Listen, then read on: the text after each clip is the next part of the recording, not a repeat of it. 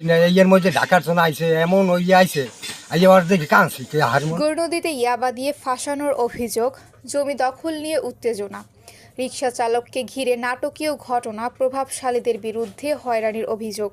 বরিশালের গৌরনদী উপজেলার নলচিরা ইউনিয়নের পূর্ব গরমগল গ্রামে মোহাম্মদ জিয়া খান নামের এক রিকশা চালককে ইয়াবা দিয়ে ফাঁসানোর অভিযোগ উঠেছে।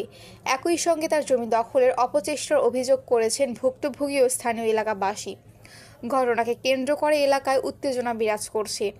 অভিযোগ সূত্রে জানা যায়, গত 27 মার্চ সকাল প্রায় 11টার দিকে একই গ্রামের নান্টু আলম খান নামের এক ব্যক্তি জিয়া খানের ভাঙ্গা ঘরে অনুমতি ছাড়াই প্রবেশ করেন। এ সময় তার সঙ্গে নলচিরি ইউনিয়নের সভাপতি মোহাম্মদ জামাল ফকির সহ আরও কয়েকজন উপস্থিত ছিলেন।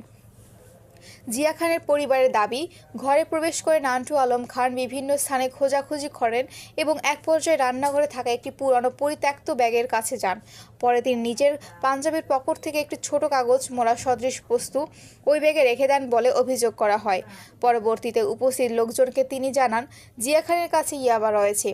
তল্লাশির এক পর্যায়ে তিনি নিজেই ওই ব্যাগ থেকে একটি কাগজ মোড়া বের করেন। তবে এর ভিতরে কী ছিল তা কাউকে স্পষ্টভাবে দেখানো হয়নি বলে দাবি করেছেন প্রত্যক্ষদর্শীরা।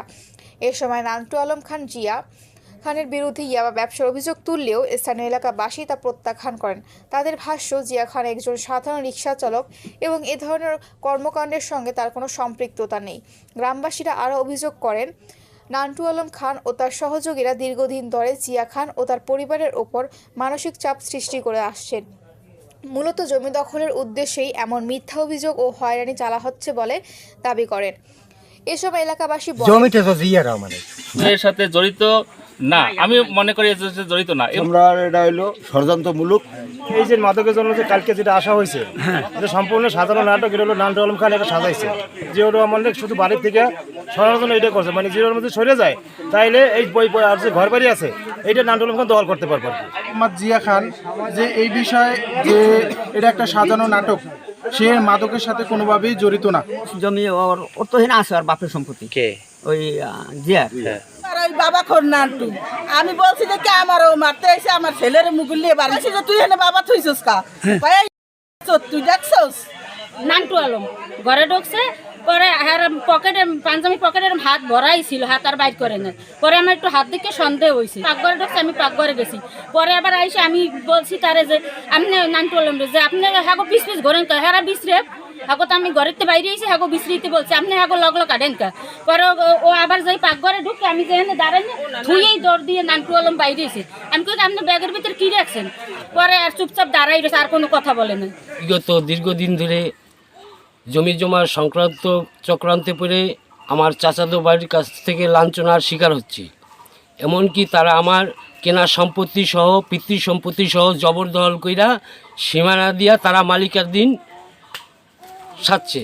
এবং তারা আওয়ামী লীগের আমলে চাঁদাবাজি করছে এবং আওয়ামী লীগের ছত্রছায়ায় নানান রকম নেতা সাজছে।